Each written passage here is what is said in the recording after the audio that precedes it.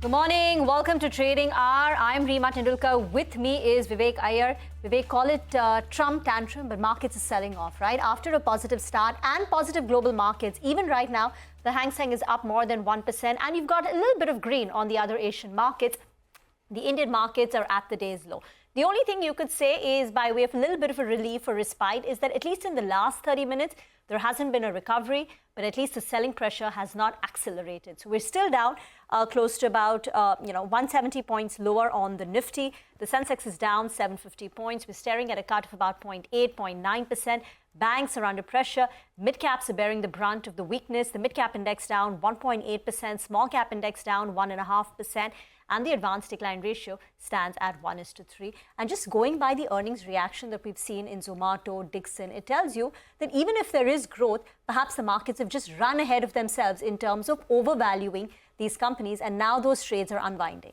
Right, like you mentioned, overvaluation, very punchy valuations for some of these stocks, and that is something that led to very sharp cuts, despite names like Dixon, etc., actually meeting market expectations, and even the commentary and the kind of interaction that we had with the management not indicating towards any extended or exaggerated slowdown. But a few stocks on the radar, and the ones that we're highlighting, have to be the ones that are seeing very sharp reactions to earnings that have come through. Like you can see on your screen, Zomato, Dixon, very sharp reactions.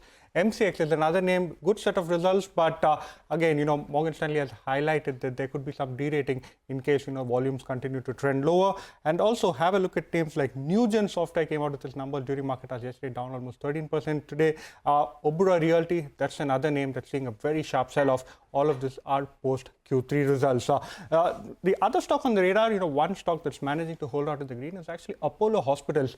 An upgrade coming in on this particular name from Kotak Institutional Equity, and that particular stock has managed to hold out in the green today.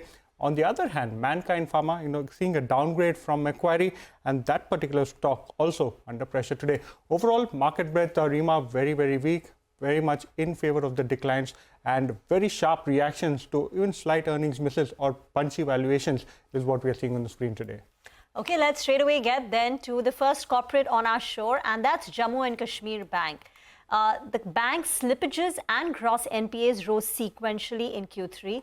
We have Amitav Chatterjee, MD and CEO of J&K Bank, now joining us on the show. Thank you very much, sir, for joining in. Before we get to the asset quality, first, if you could talk about the loan growth of the company. It's been on the weaker side in Q3. What was the reason for that, and what can you guide for Q4 and even FY26 in terms of a loan growth guidance? Good morning, and thank you for this opportunity. Honestly, I would not read much into the muted loan growth during the third quarter. Overall, there has been a growth in the YOY side. And I believe, looking at the kind of pipeline that we have in both the J&K, because we have a unique structure of the presence, very strong presence in Jammu and Kashmir, Ladakh, as well as the rest of India. So looking at the pipeline that we have at both places, I believe that fourth quarter would be much better than the third quarter as far as the loan growth is concerned. I wouldn't look much into the muted growth during the third quarter. There were quite a few reasons: the hard winters, the fallout of the state elections, all those things. In the entire banking machinery was involved in that. So it's okay, maybe for a quarter not having a big growth, but I still stand by the guidance given by the bank at the beginning of the year. So your guidance was 15% that you shared at the beginning of the year. So you're saying for FY25 and FY26, you still hold on to this guidance, with retail being 70% and corporate being 30%. Yeah, we will stand by the guidance, primarily because I believe that the appetite in this geography is very strong, and the developmental activities which are coming up in these areas, in the states of Jammu and Kashmir, Ladakh, is substantial. And being the most important bank in this geography, we will have a major share in all those developmental activities that are going to come up in the infrastructure space, as well as the railway line coming up gives a huge opportunity in the business area also. And also being present in the rest of the country gives us a huge opportunity growing outside the state as well. So I will stick to the guidance. Understood that. Mr. Chatterjee, this is the first quarterly results that's come about, after you've taken over the bank, and you've also managed to hold on to the guidance. Number one, what is your view as far as FY26 is concerned? What is the targets that you've set internally, especially in terms of loan growth? And also, what is the outlook, number one, on slippages? Do you expect it to, get further deteriorate from here on? And subsequently, what are the kind of recoveries you anticipate? See, I believe that the recoveries would be better. I would also see the slippages the slippages have been below 1%. So it will still be low, I believe. I am not expecting further slippages in a major way at all in the entire bank as a whole. And we would also like to concentrate on the existing NPAs that are there in the rest of the country outside J&K. Primarily the NPA levels in this geography is lower than the rest of the rest of the country. So we will be focusing on those. So as NPA is concerned, I believe 26, if you ask me, I would say that we can be well in line to bring the gross NPA levels to 3%. Okay. So that is what I believe. And loan growth, definitely 15% going forward next year also. Definitely we will be able to achieve. Okay, 15% loan growth and gross NPAs, which are now at 4%, should come down to below 3% or 3% by the end of FY26, and slippages are under control. What about net interest margins? Your NIMs were at 4% and they've picked up a bit. Can you maintain NIMs at 4%, sir? See, the strength of this bank is the market share in this geography, and we have a substantial CASA, although it has come down over a period of time, but still this geography, we still have a 50% of CASA. So that gives us a better opportunity to retain our NIMs, and definitely going forward, I think we'll be able to at least maintain the NIMs at this level, if not slightly improve them. Okay, so last question from our end. How would you look at the NIM trajectory from here on in case there is a rate cut that does come about? And also a word on credit costs. How do you expect it to trend in Q4 and FY26? See, if you look at the history of credit costs this year, it has been negligible, nil. So we will continue with that. The provisioning done by this bank over the last 2 to 3 years has made it quite stable that way. NIMs, as I said, we would like to maintain the NIMs at around 4% going forward, even after the rate cuts, because we know that, as I said, we have a fair share of CASA in this geography. So I believe that we'll be able to maintain the NIMs and in spite of the rate cuts. Okay, thank you so much, sir, for joining us, giving us your view on how Q3 panned about, and wish you all the best for Q4 and FY26. Well, we'll now slip into a short break. Up next, we'll discuss what's buzzing in the commodity space with Manisha Gupta.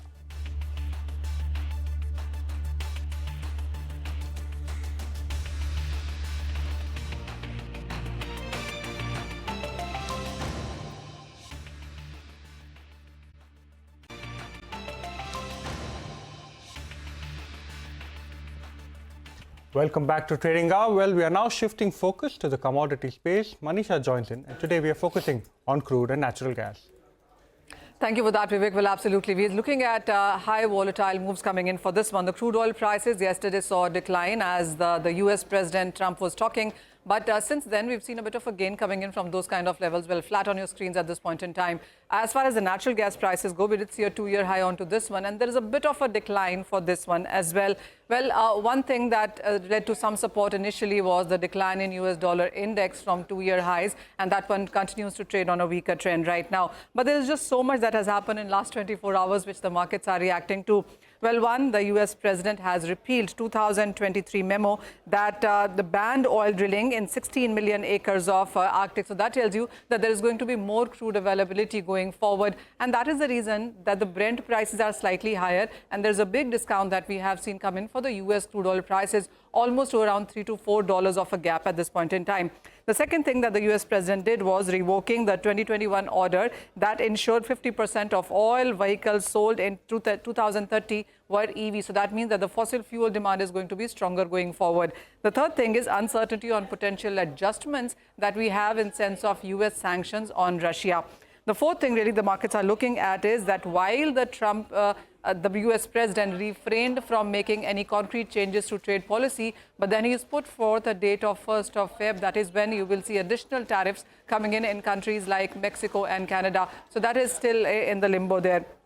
And then the markets also are looking at a stronger demand going forward because very soon you will see the holiday season, the March break come in, and that demand will start picking up into the markets as well. So as you can see, it's very divided in sense of fundamentals right now. Choppiness continues, but we are holding on the higher side at around $80 for the Brent prices.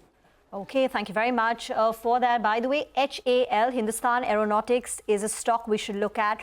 There were negotiations on between General Electric, GE, and Hindustan Aeronautics for the local manufacturing of F414, but that has encountered a significant hurdle. There are sources which have been quoted to a particular website which focuses and gives you the updates on defense. They have revealed that GE, that's General Electric, has demanded an increase in the contract price to incorporate 80% transfer of technology for the engines. So the earlier deal was agreed upon. The earlier contract size was $1 billion. And now we understand, according to the report-based information, that contract value size could have been escalated to $1.5 billion. So that deal has hit a bit of a hurdle right now, and the stock is reacting negatively.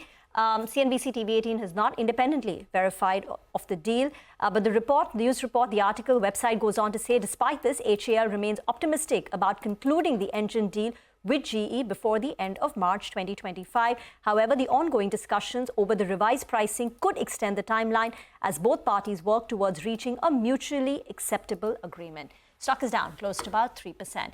It's time now for the Growth Code, an initiative by Grow and CNBC-TV18, which offers valuable insights and strategies to help you make well-informed trading decisions. This week, pro trader Rajesh Baheti, Managing Director at Crossseas Capital Services, gave his insights on the new SEBI guidelines for algorithmic trading.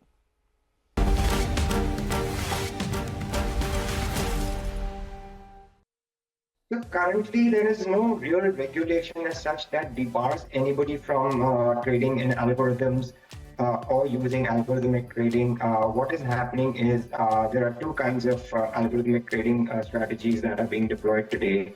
On the professional or prop side, as what we do, all of our algorithms are approved by the exchange. The trades are entered as algorithmic trades. There's an identifier in the order sequence that identifies the trade as an algorithm.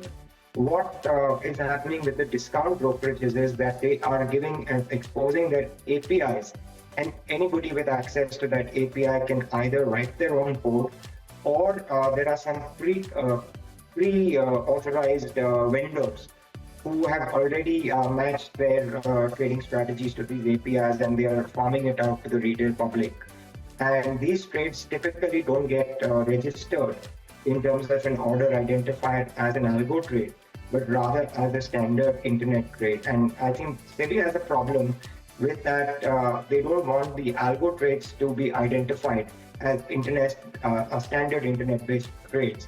They want the algo trades to be identified as algo trades even for this retail segment who are currently coming in using the APIs exposed by the brokers. What SEBI wants to do is that if you want to run an algorithmic strategy and you want to write your own code, then you've got to get that thing certified with the exchange. The strategy has to be approved. And in case you are outsourcing it from certain vendors, those vendors will need to get registered as some kind of investment advisors.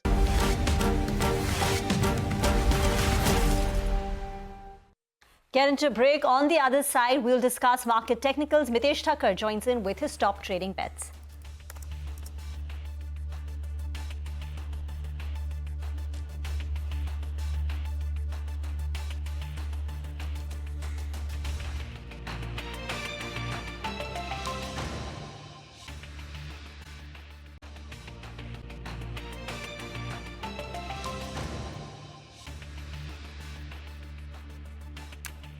Welcome back. Mitesh is now with us on the trading show for a quick technical check on the markets. Mitesh, it started off pretty okay, stable, but then the slide. What have you made of it? So, I was highlighting this importance of 23, 350, 360 and an hourly close about that. That's not happened. We were yesterday at the upper end of the range. I think we are just going back towards the lower end of the range, which is 23,100 to about 23,080. I hope the lower end holds. That would, possibly suggest that the market is still trying to build a base and try to give a reversal. But otherwise, it's a market, which will not turn positive or strong unless until we see a closing about 23, 350, 370 area. Understood. Mitesh, what are your individual picks for the day? So I have a sell on Coforge, keep a stop about 85.20, look for targets around 81.50, and a buy on Reliance with a stop at about levels of 12.65 and a target of roughly around 13.20. Thank you so much, Mitesh, for joining us and giving us both your views on the indices as well as your individual picks. Well, let's now get you some more from Davos. Serum Institute of India CEO Adar Poonawalla says the turnaround at Poonawalla Fincorp has already begun and is confident that Poonawalla Fincorp will achieve an AUM of rupees 1 lakh crore in the next 5 to 7 years. Let's listen in to excerpts from that conversation. What I would say is that with the new team in place and the new investments, the OPEX, which is there to incubate some of these new businesses, I think you're going to see a huge turnaround in the figures in the coming year. This financial year obviously is not going to be what it was last year because we've written off a lot of the old legacy books. We've got a AUM now of 30,000 crores and we're hoping to grow at 35-40%. That's the guidance we've given. And I think, yeah, and I think, we can easily reach, a lakh crores in the next 5 to 7 years of AUM, and we want to do it very sensibly, carefully, and again more on the secured side, and have like a 60-40 mix of secured and unsecured lending. I think as people realize, and they've been investing a lot in the stock market, as we've seen. I think once that slows down a little bit, if at all, and there's been a lot of leveraging for that activity. Let's see what happens. But right now, one needs to be quite careful and calibrated in the unsecured space. And RBI is absolutely correct in putting all these warning signs and measures. So we're complying to that and fully, are aligned to, their way of thinking. Well, time now for a short break. Management of Sterlite Technologies joins us next to discuss the quarter gone by and the way forward.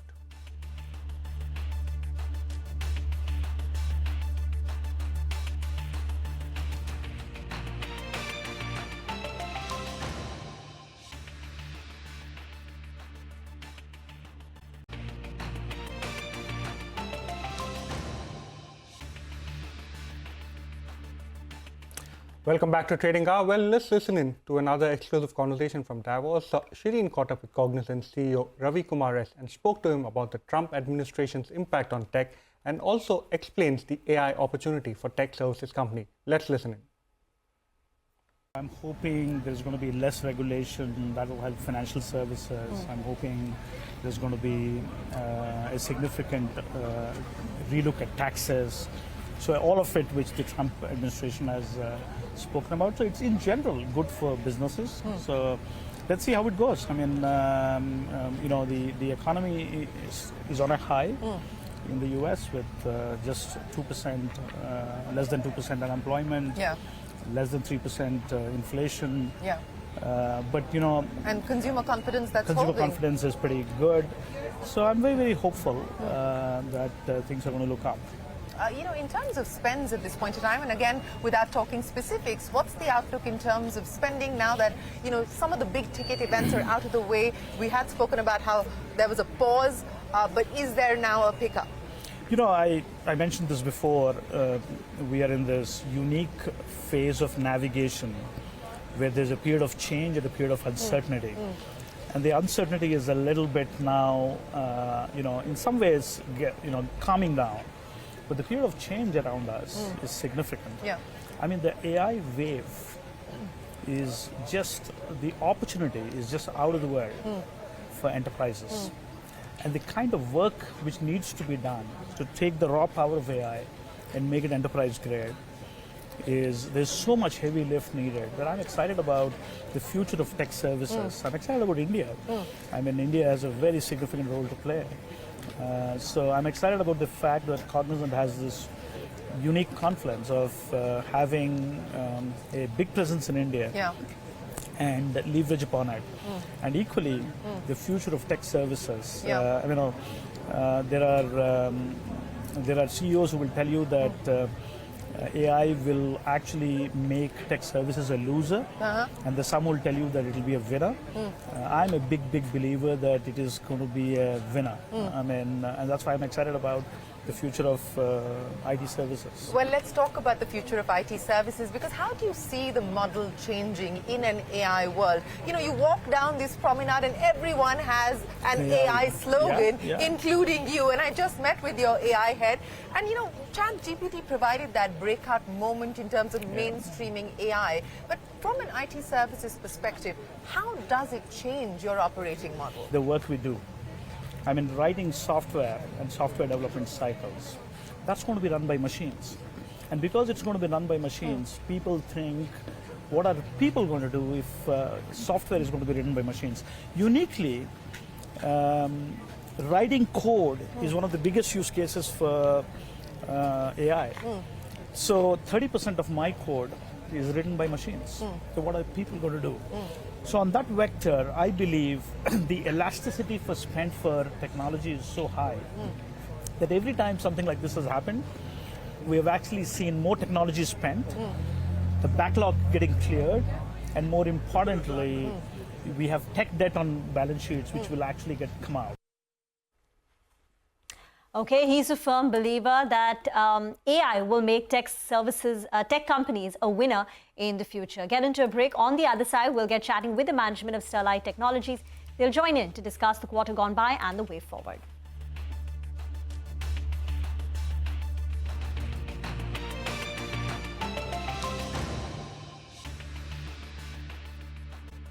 Inva Asset PMS is now with us on the show. Anirudh, I remember our last conversation, you were very cautious in the markets. You had, liquidated all your holdings and you were 100% in cash. Since then, it's not that things have recovered. We're down 12% from our peak levels. How would you approach the market now? Because we've spent some time correcting and we've seen a bit of a price correction too.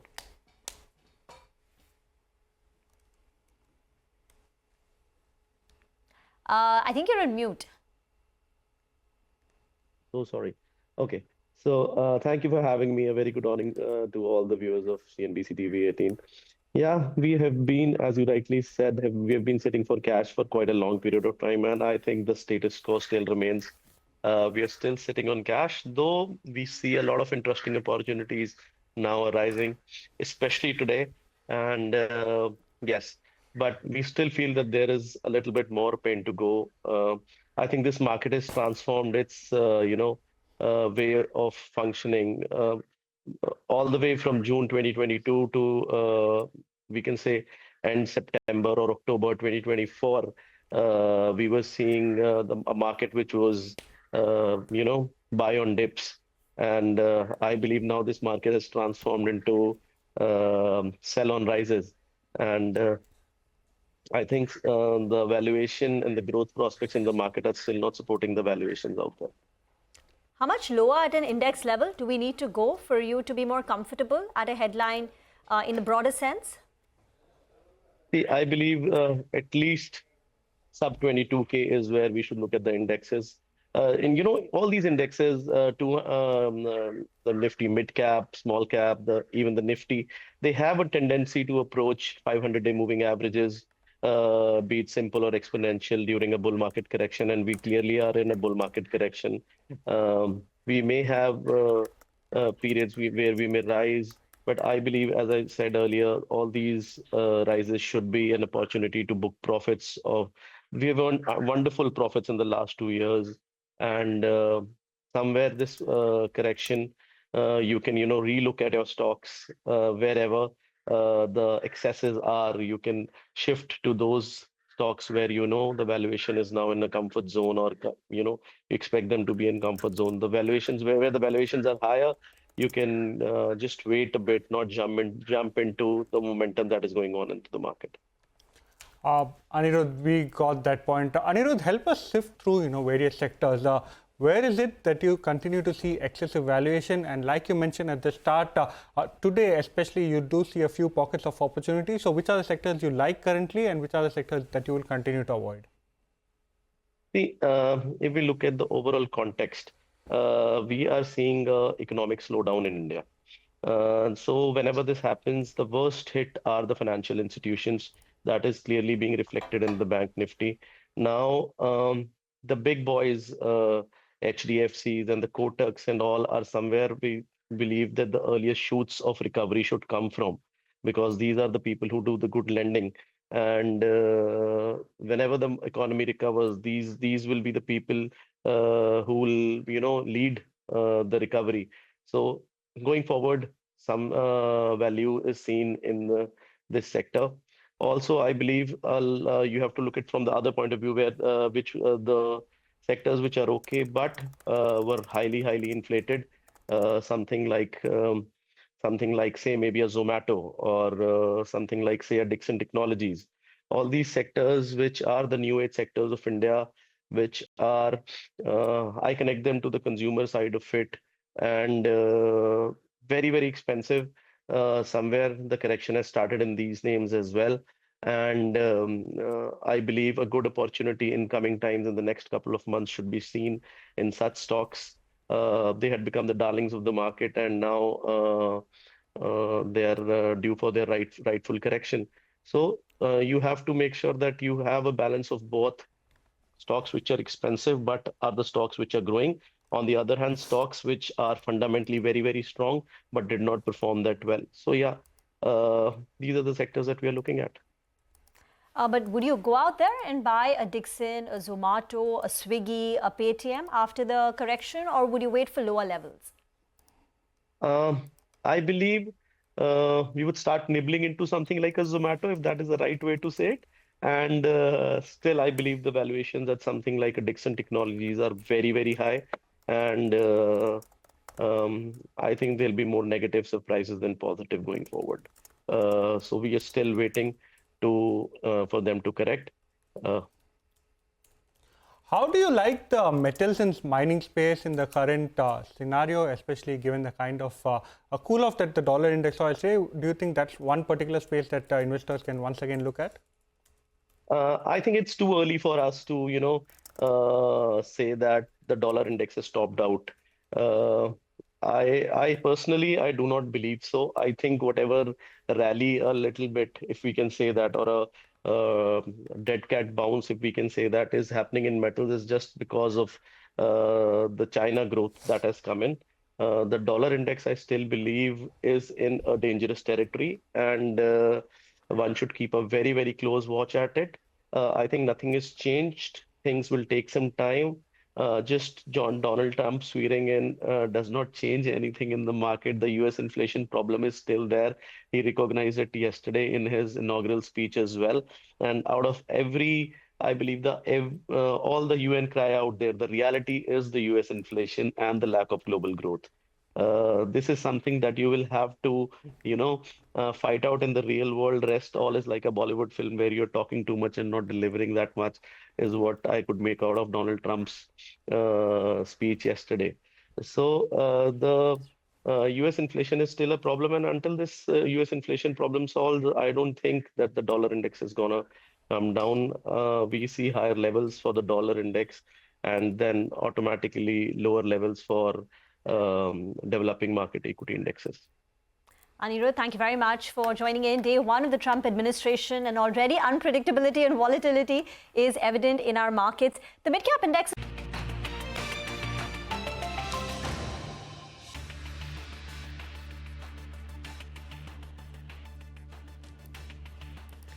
Welcome back. Turning our attention now to Sterlite Technology. It's been a weak Q3 for the company. In fact, the last couple of quarters have been subdued.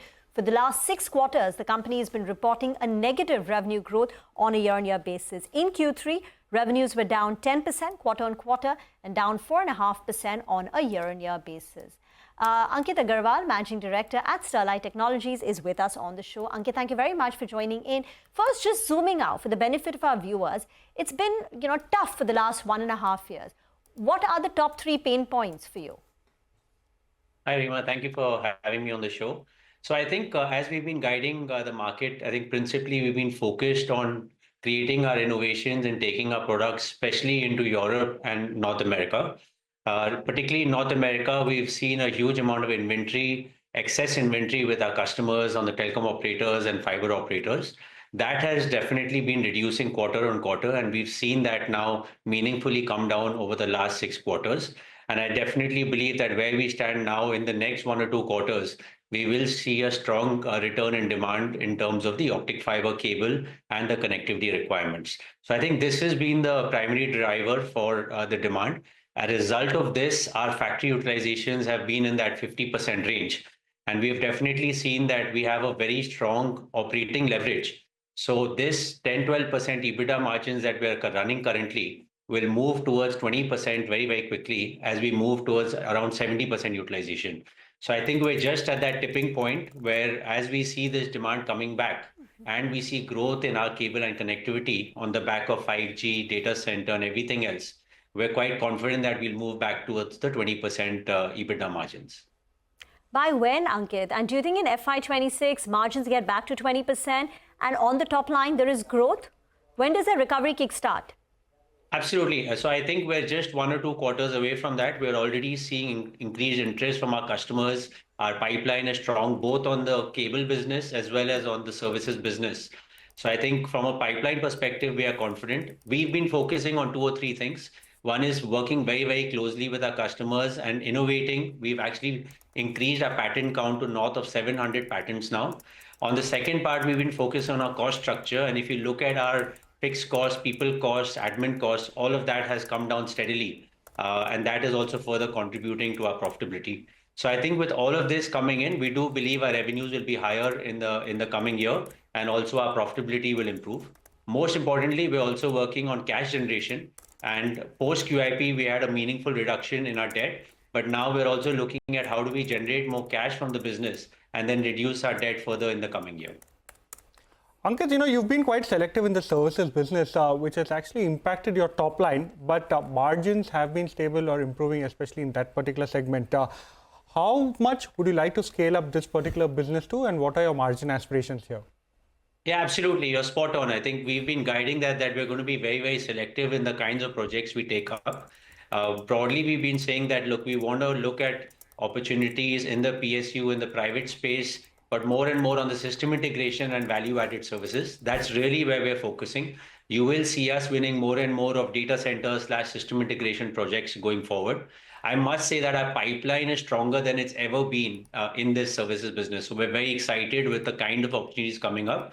And as we've been guiding, we broadly want to move from about 6-7% margin towards 10 to 12% margin, which I'm confident that we'll move coming into the new year. Okay, so for services, the pipeline is better than it ever was, and margins should get up to 10 to 12% by FY26, the middle of FY26? No, I won't be able to give a specific timeline, but I think directionally, when you look at the projects that we have, for example, we won a 2,600 crore project in Jammu Kashmir.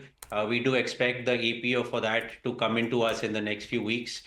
We look at new system integration projects that we should be winning and announcing soon. I think directionally, we should start moving in that 10 to 12% range. Okay. And what about digital? It's the first ever positive EBITDA quarter for you. What led to that, and is it sustainable? Yes, absolutely. So I think that's been the target and the focus for the team. We've been very clear that, yes, we want top line growth, but it has to be profitable growth.